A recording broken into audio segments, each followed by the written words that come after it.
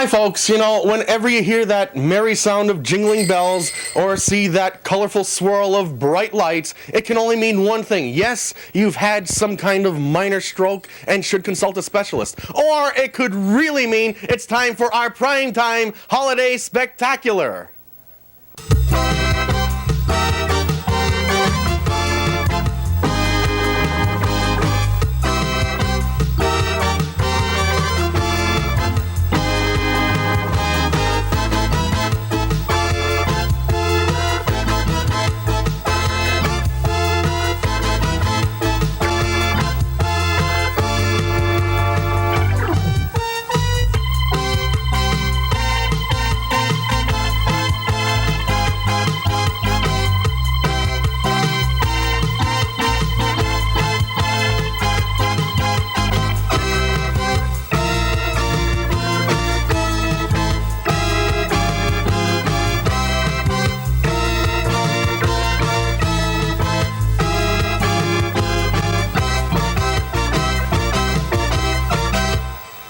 Hi, I'm George Dorunda, and welcome to Primetime, and what a show we have for you.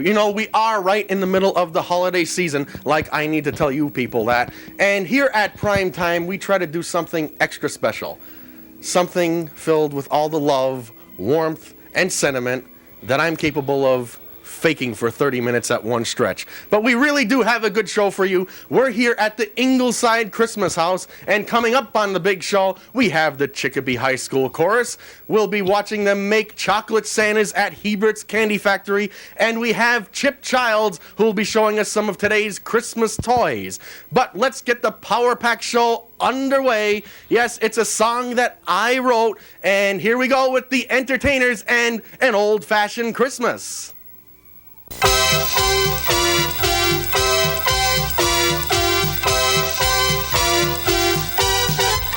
We'll have an old-fashioned Christmas, and every sir and missus will swear a better holiday there never ever could be. We'll have an outdated Yuletide, a gray and dusty old time. It can't be too old-fashioned for me.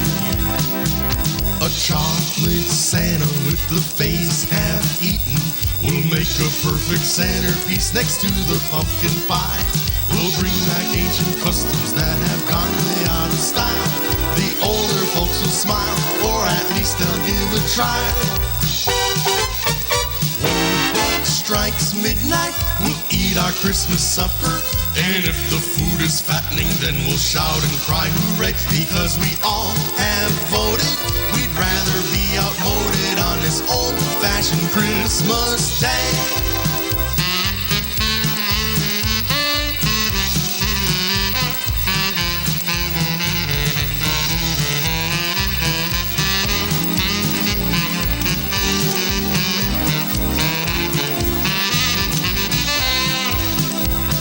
Chocolate Santa with the face half eaten will make a perfect centerpiece next to the pumpkin pie. We'll bring back ancient customs that have gone way out of style. The older folks will smile, or at least they'll give a try. When the clock strikes midnight, we'll eat our Christmas supper. And if the food is fattening, then we'll shout and cry hooray, because we all have voted we'd rather be outmoded on this old-fashioned Christmas day. Willie boy, I'm glad we're doing this thing together. Yeah, it's because we share the same feelings about space technology. That's right. And it's led to benefits for all of us, too. Like this little gizmo. It's a medical system that's implanted. That means it releases medication automatically. Are you listening? And they believe it'll be the way to treat diseases like diabetes in the years ahead. And it came from space research. One of the down-to-earth benefits for everyone. Willie, me, and you. Space technology. This is what's in it for you.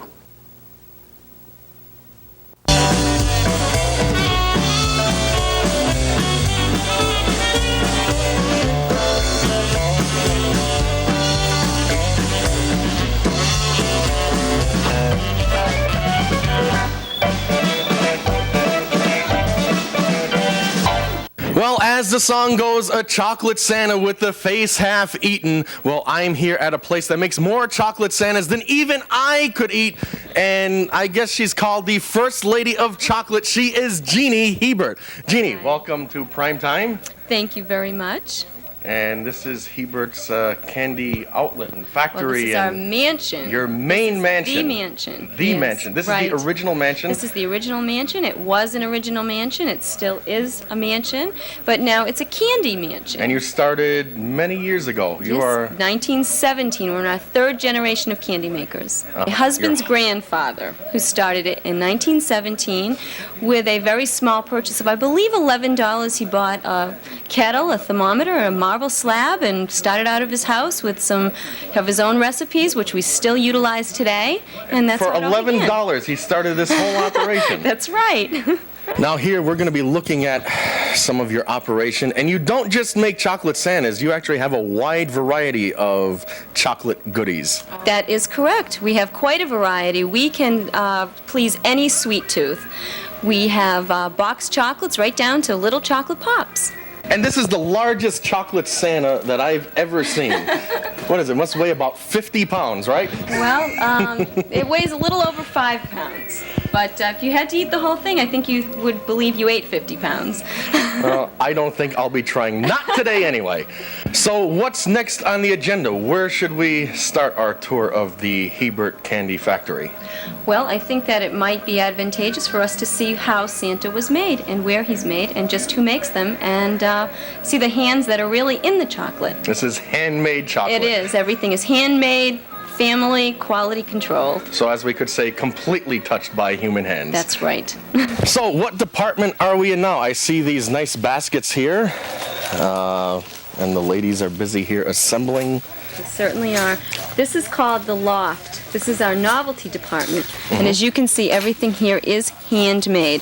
And these ladies are not just people who put baskets together. They are craftspeople, and they know exactly how to put these together, what to put in them, and come out beautiful. In other words, if I were to do this, I would probably take this here, and let's see, let's put that in there somehow. And Missing a paper. is that all we have? No, you're doing it wrong You already. take a couple of these, and you throw them in the, oh, wait a minute, there's room up here in the front.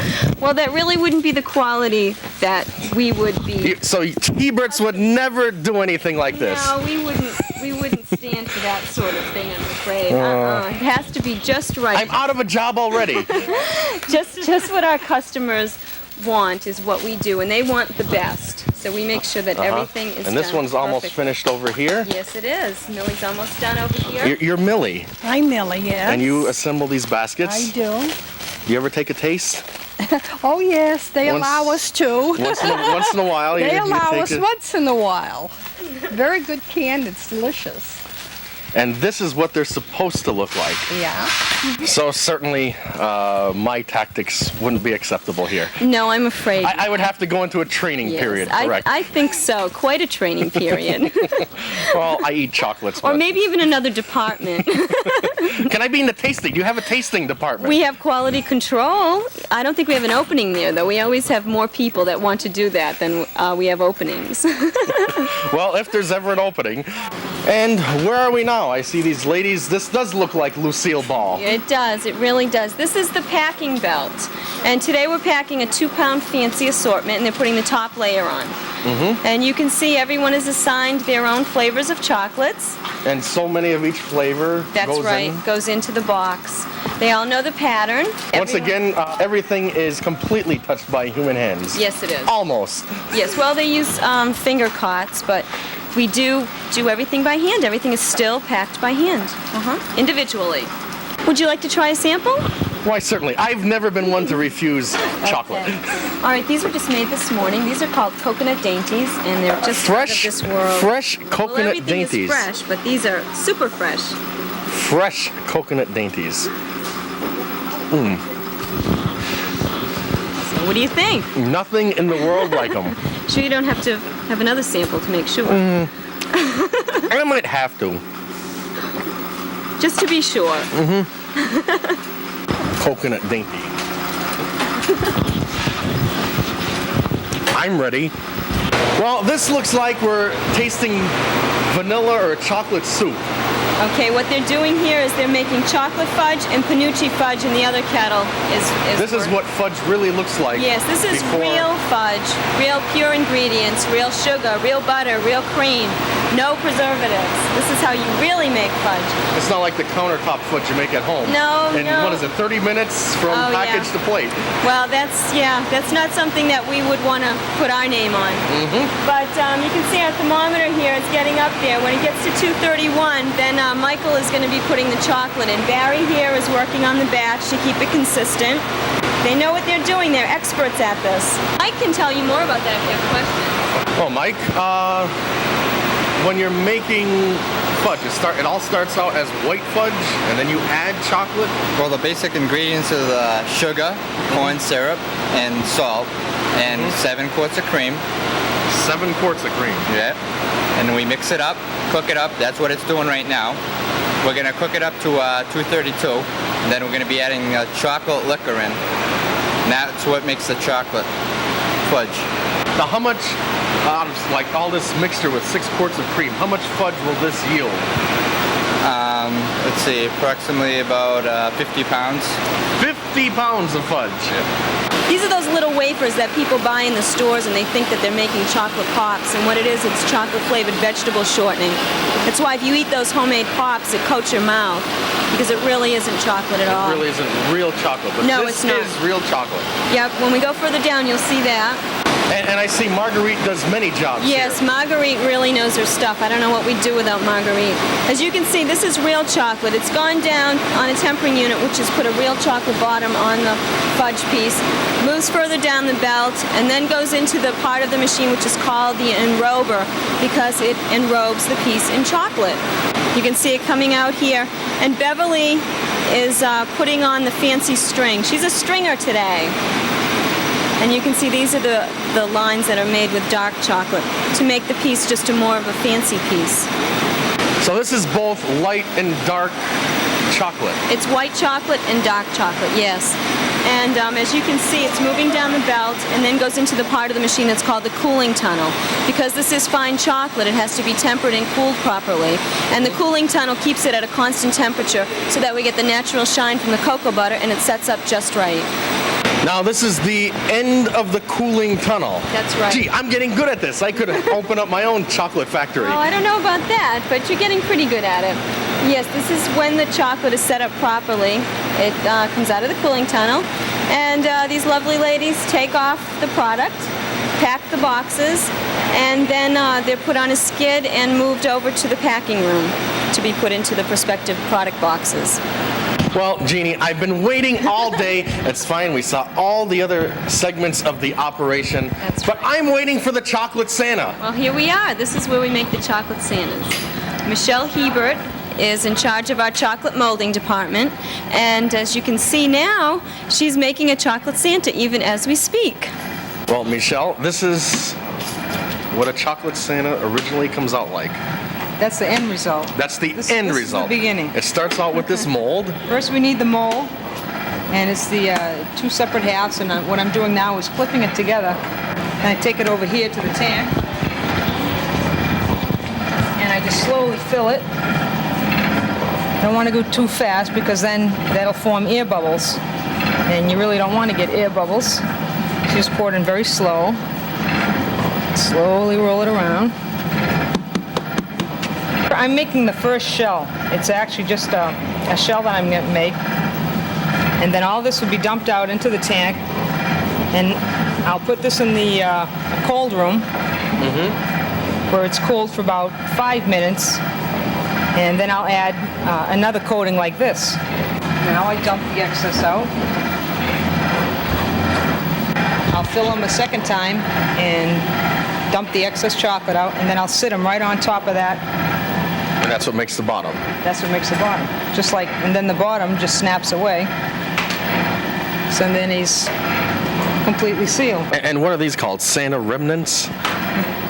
Samples. Samples. Samples. I like samples.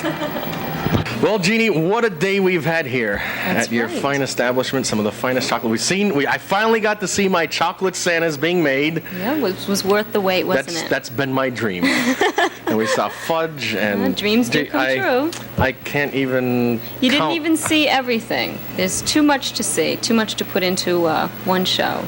Well, we certainly will have to come back again. And what I see in front of me here, you also have ice cream. Yes, we do. We have fine farm-made ice cream, and the best part is you pick what flavor you want, and then you make your own sundae. There's a Sunday buffet bar. I've made my own here. I think I did a little better than making the baskets. Yes, you did. You So did a very I could good job. be a sundae maker, only Yes. it's make your own sundae, so there's no And job then- for me here. But then you have to eat it. Well, I certainly think I can handle that. Mark, I even made one for you. Why don't you call our cameraman, Mark, the Mark Bro character. Yes, Mark, step right in front of the camera. Mark's going to join us. We're going to have our ice cream, and we'll be back with more prime time after this. Thank you, Jeannie. This was great. You're very welcome.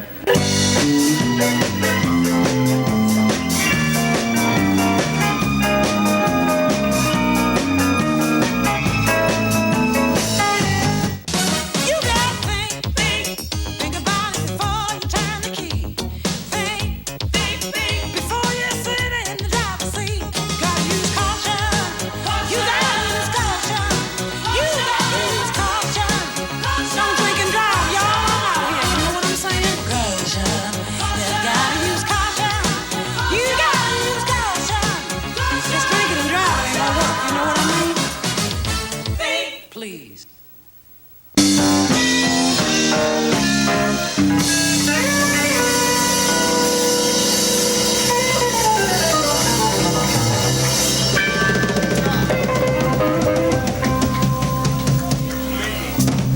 My next guest knows more about toys than most people will ever forget. He is kind of a toy expert. He is the proprietor of Child's Toy Store and Hobbies in Northampton. He is Chip Childs. Well, Chip, welcome to Prime Time. Thank you. The big show. And I see these trains moving around us here. And you started out as a paint store years and years ago. Back in the early 60s, my father started the business as a paint contracting business and later turned it into what you see here. So tell us about the trains. How does one get into these amazing models? Well, there's a number of different scales that you can model. You can go from the tiny Z-scale trains all the way up to what's running in the back here, which is G-scale trains. The 2 or 3 sizes in between. And the price is a difference, I'm sure. Prices vary the whole gamut. You can go from a 1995 starter set all the way up to $3,000 engine. And what is it that we see here running now? What we see here is a combination G-scale and O-scale. The one that's making the noise and running around here is G-scale, and on the other end of the layout we have an O-scale layout. And would it be safe to say that trains are just as big now as they ever were? The train business now is probably blossomed over the last 4 or 5 years. It's gotten to be a lot bigger than it has back in the 50s, 60s, and even 70s. The 80s have really seen a big boom in different scales and interest. So more people are into trains now than ever before. Absolutely. And what are some of the other hot items that are available this Christmas? Well, there's no real hot item in particular this year. It's a combination of different toys or items in different categories. There's no real standout toy this year. And I understand we have some new Nerf products this season. That's correct. It's a new design Nerf ball called a Turbo Nerf. A Turbo Nerf. No batteries required. That's correct. With this design, you should be able to throw this farther, spirals better, and I guess a lot faster. Here, Mark, catch! Well, I see we have some new games this season, and Donald Trump, one of my idols. What is this, How to Become a Billionaire? Well, a couple of the new hottest games this year is the Trump game from Milton Bradley. This game is very similar to like a Monopoly game where you try and outbid your opponent for pieces of property, I guess. And I guess it all boils down to this, the heading which just says is it's not whether you win or lose, but whether you win. A typical Donald Trump saying, perhaps. A good motto to teach the kids of America. And how about some kiddie games? New kid game this year would be the Shark Attack, which is a motorized shark that follows the game pieces around on the board, and if you're not fast enough, it eats you up. It's for the younger kids, ages 5 and up. But where are we going to find a 5-year-old? Well, I don't know. We don't have any in here today. And with the advancement of technology, I see we have a few new radio-controlled toys here. Well, radio control was probably one of the most popular categories last year in the toy industry, and it will be also as popular this year. There's a few new wrinkles in the category. Tyco has come out with a hovercraft which runs on land and water. So this is a great thing for a pool, or you can just run it around in your backyard. Or in your bathtub or whatever. If your bathtub is big enough, sure. The best selling point of this type of thing is it goes on land or water. Well, hyper racers for hyper people. Well, the hyper racers is a new category introduced this year into this country. It's been very popular the last 2 years in Japan. What a hyper racer is they come two ways. They come in kit form or they come built up. And what they are is a super fast battery operated car. So hyper racer would be appropriate. That's correct. And let's see one operate here. All right. Or are we going to have a race? We can put it on the racetrack here for you. And as you can see,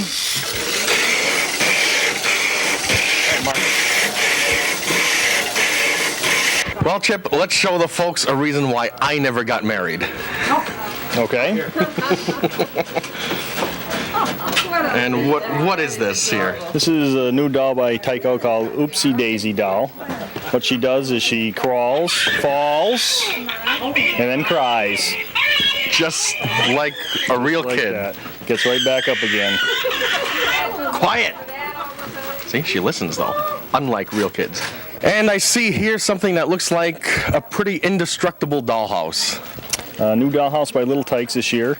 The best feature of this is it's accessible from all sides for the little kids to play with.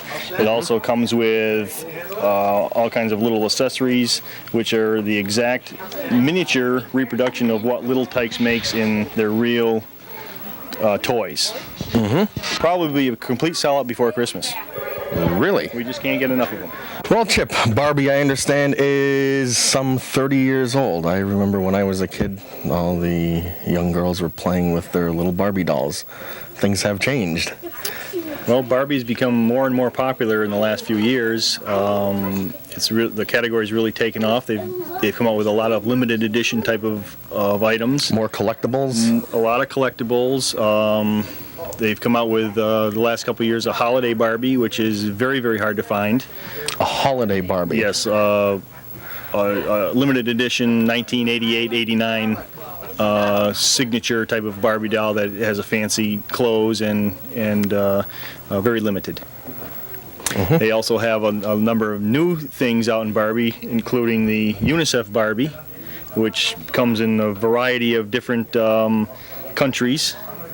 With the country costumes. Kind of an international Barbie. Something like that. A little international Barbie look, right? And I have something here called Army Barbie. Army Barbie. Barbie dressed up in her army outfit. Barbie joins the army.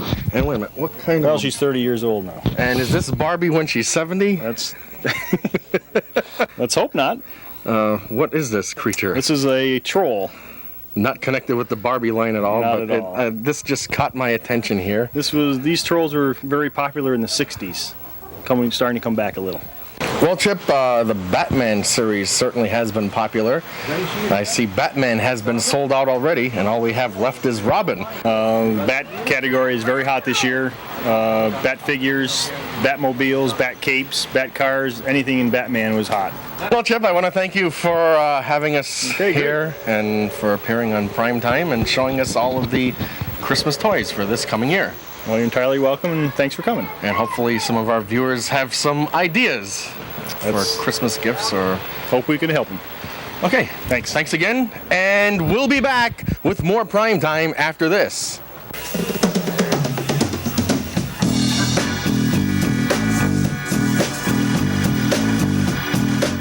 Seems some misguided individuals out there are abusing our public lands, and I don't like it. And I don't think you do either. Vandalizing parks and robbing historic sites or overrunning wild areas, those are ours, and we have to save them. As I see it, these clowns can either clean up their act or get out of town. Write Take Pride in America. Post Office Box 1339, Jessup, Maryland 20794. Welcome back to Prime Time. You know, chestnuts roasting on an open fire and Jack Frost is nipping at my nose, and it looks like it'll take about 10 stitches to close it up. What a great chorus. But another great chorus comes to mind. Yes, it's the Chicopee High School chorus under the direction of Mr. Alan Sittard, and they'll be singing for us, Sing Ye Noel. Hey, you guys, no dancing unless you absolutely have to.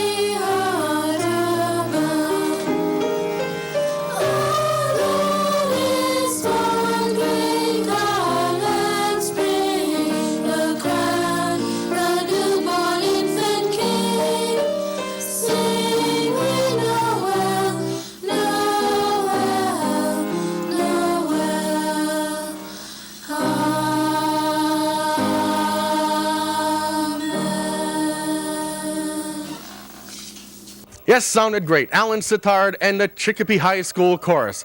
Well, it's just about that time, and I'd like to thank all my guests, the Chicopee High Chorus, along with Jeannie Hebert, Chip Childs, and the entertainers. And I'd like to thank you for watching, and I hope that you'll have a wonderful holiday season. In the meantime, I'm going to be spending the next few days hooking into my neighbor's power supply to power my spectacular outdoor Christmas display. Do join us again next time on Prime Time. Good night, everybody.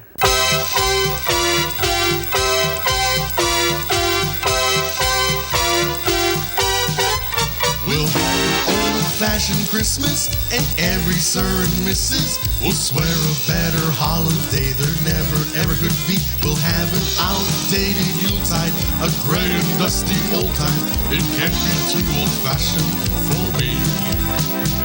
A chocolate Santa with the face half eaten will make a perfect centerpiece next to the pumpkin pie. We'll bring back ancient customs that have gone way out of style. The older folks will smile, or at least they'll give a try. When the clock strikes midnight, we'll eat our Christmas supper And if the food is fattening, then we'll shout and cry hooray, because we all have voted. We'd rather be outvoted on this old-fashioned Christmas day.